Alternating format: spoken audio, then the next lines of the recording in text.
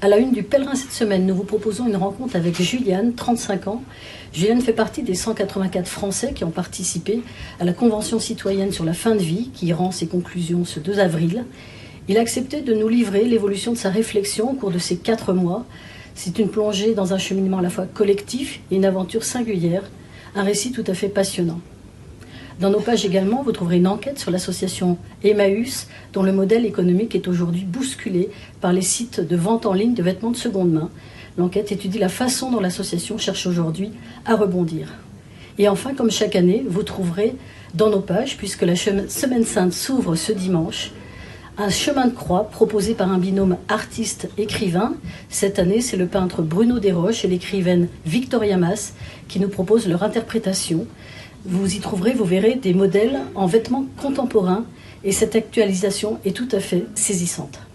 Bonjour, cette semaine dans Réforme, un sujet difficile mais en même temps d'actualité parce que vous le savez, la Convention citoyenne sur l'éventualité d'une évolution de la loi sur la fin de vie est en train de rendre ses conclusions.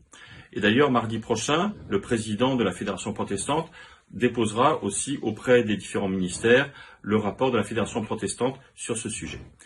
Or, dans notre protestantisme, s'il y a bien un accord, une forme d'unanimité, ce qui n'est pas toujours le cas, c'est le combat contre toutes les souffrances.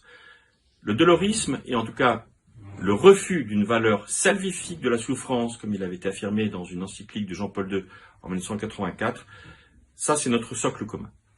Mais en même temps, il y a une diversité. Diversité parce que notre éthique, notre morale est une morale relationnelle, c'est-à-dire qui valorise la qualité de vie, la qualité des relations, plutôt que la sacralité de la vie, donc l'éthique naturelle, définie par exemple par le Concile de Trente, ou reprise au Concile de Vatican II.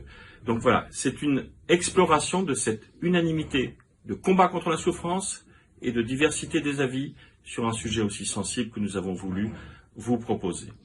Tout cela, et des nouvelles bien sûr aussi plus joyeuses, vous pouvez les retrouver sur réforme.net.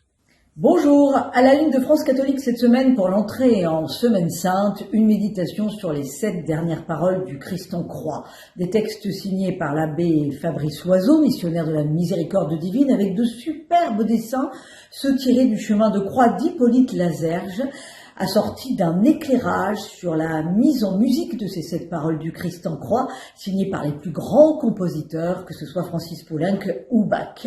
Vous pourrez également découvrir dans France catholique la façon dont la représentation du Christ en croix a évolué depuis 2000 ans, et puis vous pourrez lire la réflexion du philosophe Frédéric Guillot concernant la descente aux enfers du Christ. Pourquoi aller annoncer aux morts l'évangile?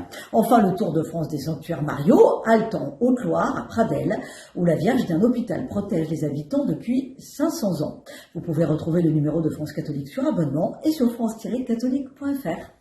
Bonjour, alors que va s'ouvrir la Semaine Sainte, famille chrétienne mène ses lecteurs au tombeau du Christ à Jérusalem. Notre journaliste s'est ainsi laissée enfermer durant toute une nuit dans le Saint-Sépulcre. Elle nous fait part de ses déambulations, de ses découvertes, de ses rencontres et de ses moments de prière. Elle y a notamment croisé le père franciscain Stéphane Milovic, un Français, nouveau président de la basilique du Saint-Sépulcre, qui nous offre les clés historiques et spirituelles de ce très haut lieu, le plus haut lieu du christianisme.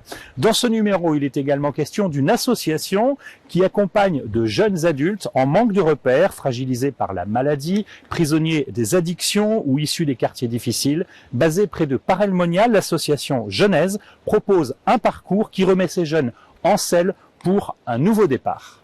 Bonjour.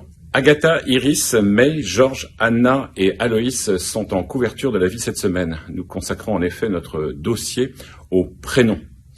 Un dossier très développé avec la participation de plusieurs spécialistes, comme des chercheurs, sociologues, historiens, qui se penchent sur le berceau de notre civilisation pour expliquer comment et pourquoi sont choisis les prénoms.